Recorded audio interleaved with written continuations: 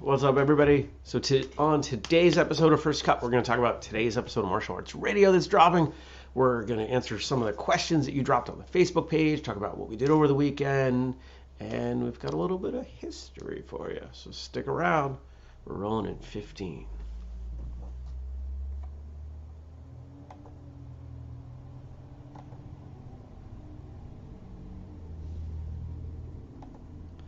Three, two, good morning, everybody, and welcome. Today is Monday. It is September 20th, 2021. My name is Jeremy, and this is my first cup of coffee.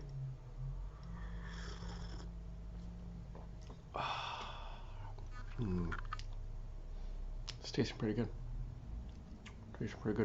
One of the things I'm dealing with, and I could take them out while I drink coffee, but I don't want to, but these Invisalign things that I got, the second batch is in, I don't know, development, review, manufacture, something. So I'm on like week 2, 3 of these things, and I clean them every day, but they still, it's not the they absorb a bit of flavor. So when I'm drinking my coffee, there's some other stuff lingering. It's not ideal. It's really not. Good morning, Francis and Slider and Stacy. Slider, I think you're the first person to call me Jer in the whistlekick verse, possibly ever. That was my nickname as a kid. In fact, there's still people who call me Jer, but tends to be people who've known me either from a long time ago or have known me for a long time. I remember the first time somebody called me Jer. It was like, oh, how has nobody called me that before? I was probably like 13 or 14. And it made sense. I was like, it's a shortening of my name. My name has 3 syllables. That's 1 syllable. Why would we not do that? Slider says, I give everyone nicknames. Good morning, Frank. Frank and I had an awesome phone call on Friday. That was the highlight of my day. I was, after we wrapped the show, I went and I took my temperature, because I do every day, and I've got a baseline, and I was half a point above what I am normally on the high side. And I said, you know what? I think I'm fighting something off. So I didn't go to the co-working space. I stayed home. I didn't see anybody. And I fought my cold, and I managed to get through it. And was almost back to normal by the end of the day. Went to bed, slept 12 hours, which was awesome. I woke up Saturday and it was great. I had a pretty good weekend. I want to know in the chat what you all did over the weekend. And by the way, if you're watching or listening to this later, thank you.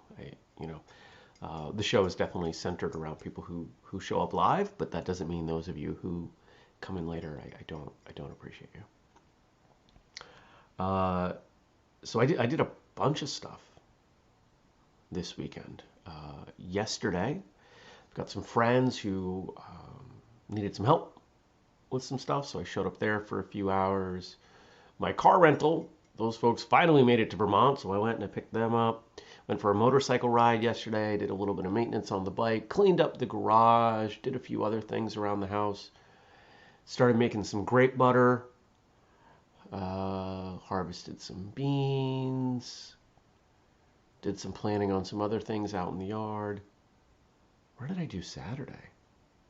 Saturday was busy. Saturday I finished up the new garden beds that I put in and got some stuff planted in there. It was a busy weekend. It really was. Weather was beautiful. Stacy says she chilled out, watched movies, folded origami cranes, micro-sized, and did dishes. And thanks to Frank, watched the Peaceful Warrior movie. It's a good movie. It's not as good as the book, but it's a good movie. It does a really good job capturing the spirit. The cast that they put in there, just, it's really hard to take a book like that and make a movie out of it. But they did a suitable job. I was happy with it. Yeah. She needed an attitude adjustment. Well, I hope it worked. The rest of you in the chat, Frank, Slider, Francis, what did you all do? And there's more than just those of you. What did everybody else do this weekend? Slider, karate class Saturday, Walker, Texas Ranger binge today. Nice. Nice. How many episodes rather is a binge? Did I binge anything? You know what I watched? My Hulu subscription ended, so I went back to Netflix, and I watched the second season of Black Summer, which I know Andrew watches. I plowed through that in 24 hours. It's so good. It is such a well-done show. I think of all the zombie shows, it might be my favorite. Walking Dead has better character development, but the problem with Walking Dead was I think they focused too much on... I think they separated the problem of other people from other zombies. And in Black Summer, they do a really good job of... both are always a threat. Got in about 5 episodes of Walker, Texas Ranger. Gabe saw the movie Jungle Cruise. How was it? That's been on my list. I like The Rock. I haven't been to the theater in a while. There are a couple things I was like, oh, I gotta go see Shang-Chi. Maybe I'll do that if it's still in the theater this week. So, end of the week, I will be on vacation. Still doing the show. So you don't need to worry. But I will be away for a little while. And maybe I can find a theater. Because it's not happening here for some reason. What's going on today? Bunch of client stuff. Actually, it's pretty much all client stuff all day. Client. I don't know what's going on in between. There isn't a lot of in between. I'm going to eat something. We even got some IT stuff going on this afternoon. I'm on the motorcycle. The car's gone. I don't know where it is. That's a weird feeling to not know where my car is right now.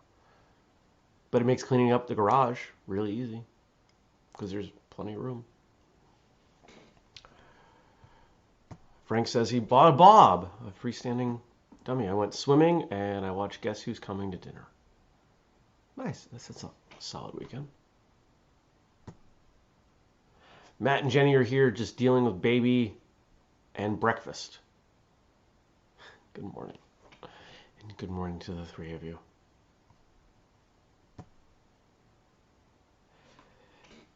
Gabe says Jungle Cruise is an excellent movie and it's especially funny if you've been on the ride. Well, I haven't. So, bummer. But doesn't mean I won't see it. I feel like we're finally getting back to a point where good movies are coming up. I'm excited for that. I like movies. I like good movies. There's a lot of good movies out there.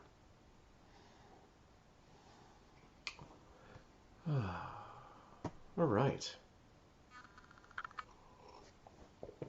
So I mentioned that we would talk about some of the things that you all post in the Facebook group.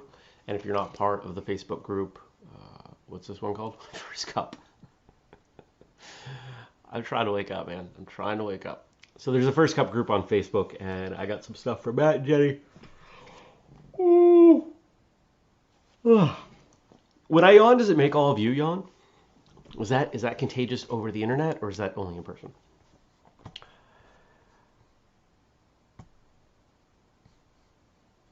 So I got stuff from Matt and Jenny, and I really like Matt's here. If there was a martial arts themed restaurant, what would you expect to see and eat there? And I would love to know what you all think in there. Martial arts themed restaurant.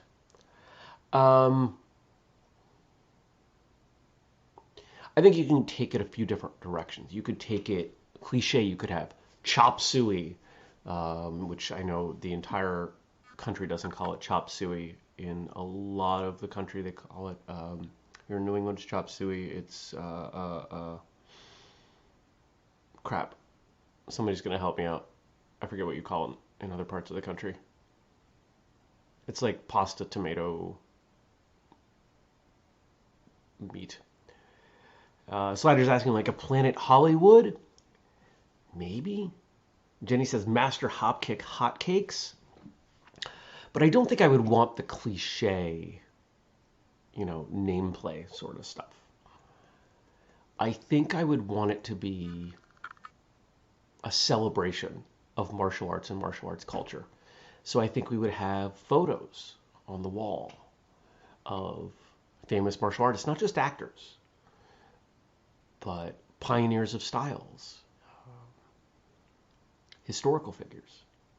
Slider says Ninja Turtle pizza. See, actually, that's a great one. Because as far as I'm concerned, the Ninja Turtles are undoubtedly, let me put that comment up, undoubtedly martial arts culture. Jared says, I've always had an idea for a craft brewery with martial arts themed beers. Totally. Like Aikido, IP Karate, Brujitsu. Those are cool. I like those. Maybe that could be the beer line at this restaurant. I think meal-wise, I think you would probably have a mix of standard things and then you find a way to add some fun stuff like Ninja Turtle pizza.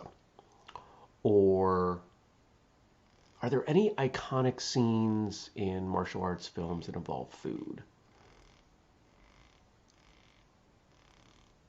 There's got to be something. There's got to be something. Like, isn't there a scene in Billy Jack where they're at the soda fountain? Maybe you get a Billy Jack ice cream soda, something like that. I can see some stuff there.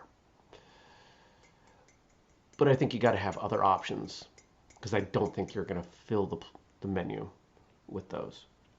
And I think the food's got to be good. And I think it just becomes more a restaurant that celebrates martial arts instead of being overly gimmicky. Slider says, we used to do a fundraiser at a carnival and sold corn. I always called it shoto corn. I like that. Dennis is saying, there was a ninja-themed restaurant in Manhattan I went to once. Food was okay, but the theme was fun. Nice. And Jared's asking, is the Ninja Turtle pizza on the kids menu? I don't know. You could have a kid size and an adult size, a family size.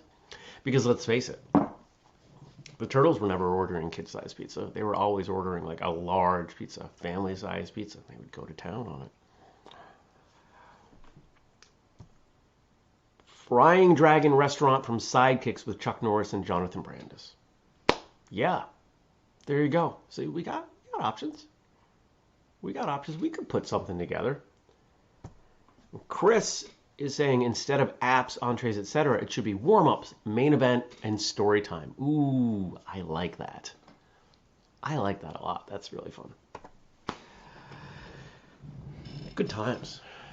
Good stuff. See, next time I need to crowdsource something, I'm just going to talk about it on this show and take all of your ideas because you guys are on. At least today you're on. Oh, coffee. That's good. I slept well. I've been doing these meditation hypnosis recordings. Well, it's really just one, and I've done it for almost a month. And I've done some testing off and on. I sleep way better using it. The last few nights I've alternated. And the nights that I use it, I don't wake up until my alarm hits. The nights I don't, I might wake up a couple times.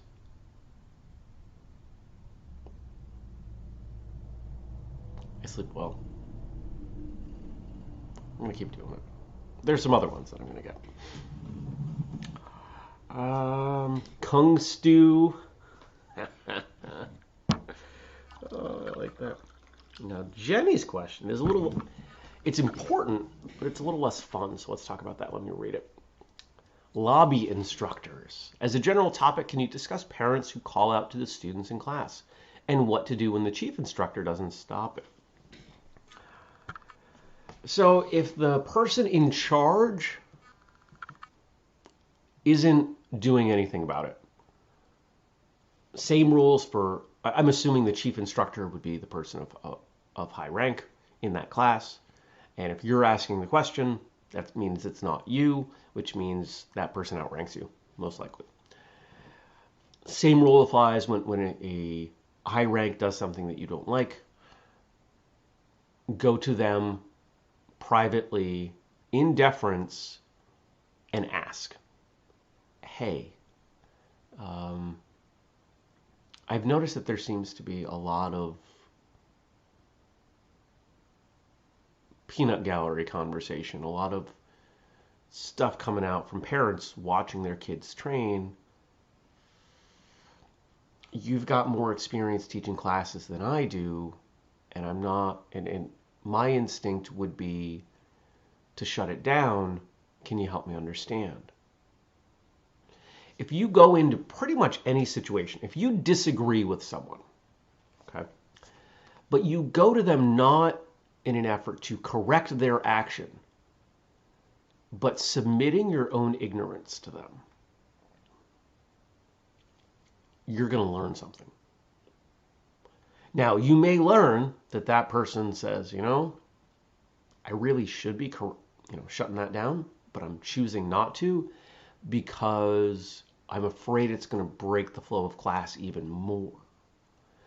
Or you may learn that they were unconfident in speaking up, and by you bringing up the subject, they're realizing, you know what, this is a bigger deal than I thought it was. I've got to do something about it. But the nice thing about doing it in that way is that you're pretty much off the hook. It's going to be a very rare person who's going to get upset, even if they're a really arrogant person, at your question. Because really, what is your question? Your question is judgmental. It's saying, I don't like what you're doing. I think it's wrong. I think you need to change it. And we'll come back to the general subject beyond the specific in a moment. So I would suggest that, hey, my instinct would be to speak to the parents, but you're not doing that. You've got more teaching experience. Can you educate me? And especially if you're doing it privately, you're going to be fine. Slider's got another one. Somebody should be taking notes on this. Like, we can have our whole menu dialed in when we open the first one that we're not going to do. If there's one business whistlekick is not going to open, it's a restaurant. Pose Panda Noodles. I like that.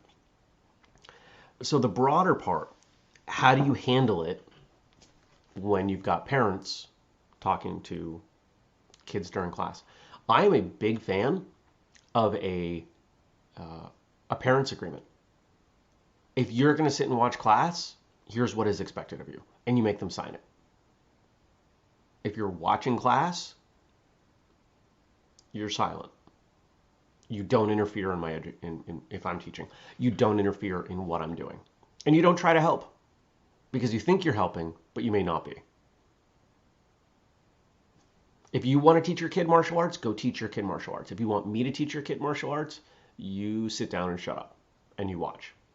And if you have a kid who's constantly looking at you to see what's going on, you probably should leave. Because that's a sign that that child has a challenge in carving their own way. And the more you are there and allowing them to defer to you when they should be looking to me as the instructor, you are not setting them up for success. You are not helping them.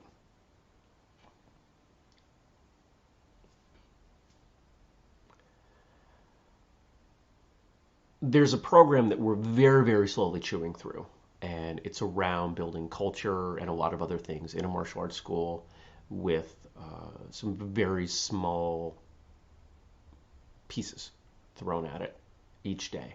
And one of them is this. One of them is this parents' agreement. Because let's face it, a good parent, grandparent, guardian, whatever, looking over a kid, they know I can't stay. They're going to spend the whole time watching me. They understand the value of the kid's education being the biggest part, the most important thing. But you've got plenty of others who, to them, it's like an hour for them to play on the phone and not worry about their kids. And they sit there and they're like this. You've also got, the ones who are cheering them on, coaching them on, no, you do it this way, you do it that way. You ever heard a parent say, I watched her do that form so much, I learned it and I could talk them through it? That sounds good, it's not good.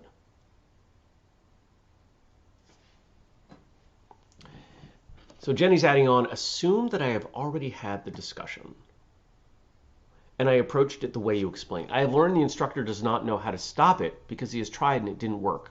And the instructor has asked me to just let him deal with it. Now what? You let him deal with it. Unless it is your school, unless you outrank, unless you have been given responsibility to handle it, you have to let it go. And that sucks. And it's not fun, especially if you care about teaching. But what are you going to do? Unless this is a hill you're willing to die on and you're willing to risk your relationship and place in the school, you let it go. Let's put it this way. I have never trained in a school where I thought the instructors did everything the way that they should. You never will. Just like you're never going to find a romantic partner who is absolutely perfect and doesn't do something that drives you nuts. You're looking at the overall. So if this is a place where the school that you train at, you're not thrilled with some of the decisions they make, it's part of the admission fee. So Dennis has a suggestion. Jenny, it's a bit old school, but I have invited them on the floor to do it better than me or their kid. They've always declined. At a later time, I did a special parents and kids seminar. The difficult parents, after that class, realized just how hard martial arts can be and had a whole new respect for just how good their kids were doing. And yeah, so there are different ways that you can do this. I am not a fan of the sort of combative suggestions that Dennis is making, because I think most of the time the parents waiting on the side they want their kid to pay attention. They want them to get as much out of it as they can. They're not doing so because they think that the instructor is doing a poor job, but rather they're just trying to help. It would kind of be the equivalent of checking their homework at the end of the night, right? Like, did you do your homework? Let's go through it together. They're not doing that because they think the teacher can't teach, but they're trying to be supplemental. They're trying to help guide their child's education.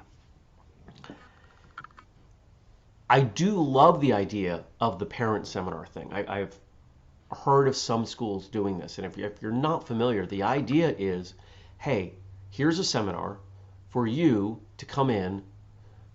Most places seem to do it for free, and I think that's a great idea.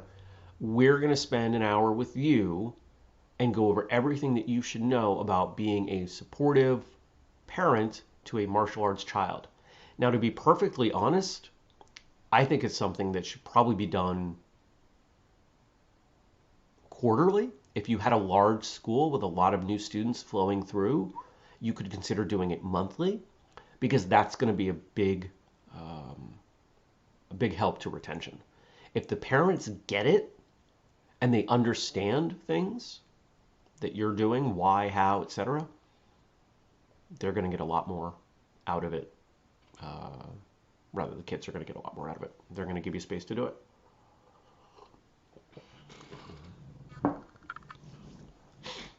I just got a notification on my phone. They're replacing a culvert at the end of my road. There was a very poorly written sign, handwritten, that says, for today and tomorrow, culvert replacement, 7 to 4. Expect long delays. How long does that mean? Am I going to be waiting an hour to get out of here? I don't know.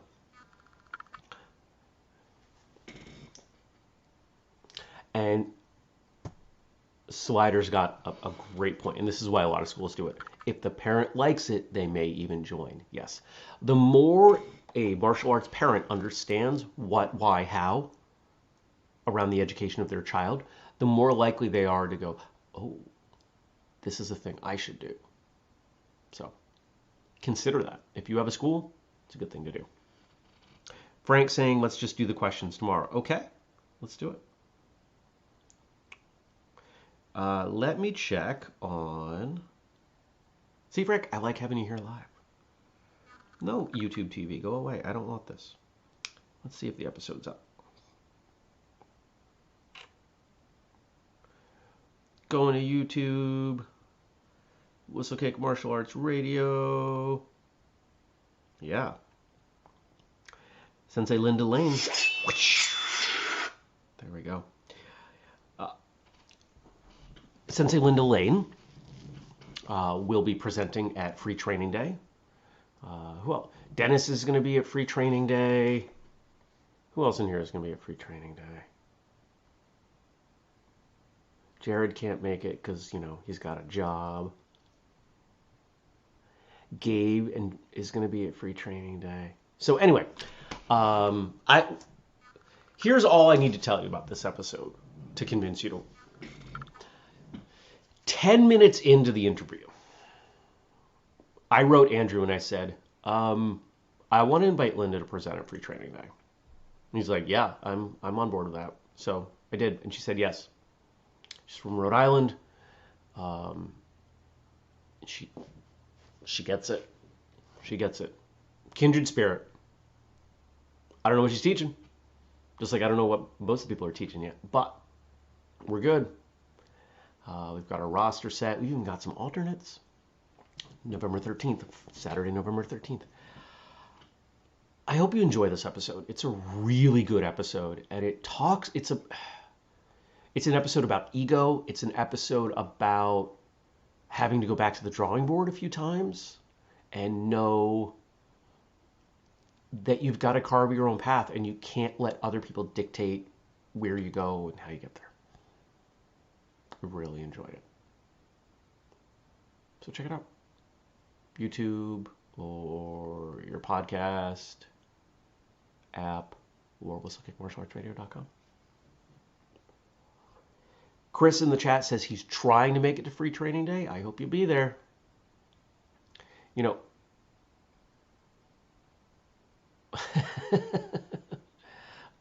Just laughing at some of the back and forth in the chat.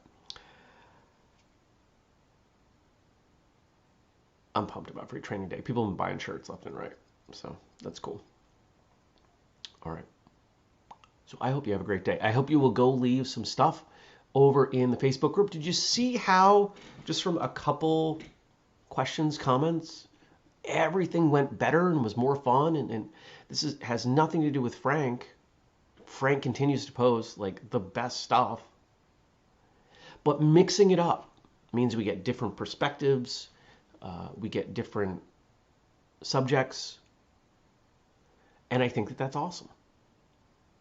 And I know from my time in with my good friend Frank that he doesn't mind being with his stuff getting bumped. Like, what's the goal here? The goal is to foster this really fun morning environment. And the more of you are involved, the better. Stacy says she's grabbing her shirt this week. Nice. Francis, have a wonderful day and week, and you too, my friend. So, go leave something in the Facebook group. First. Yeah, you can do that first. Check out Linda Lane's episode. Grab your Free Training Day shirt. I think that's enough. There's 3 things for you. And I'll see you back here tomorrow because we do it every day. Take care, everybody. I appreciate you, whether you're watching live, listening later, watching later. It's all good. Thank you, everyone. Be well. Peace.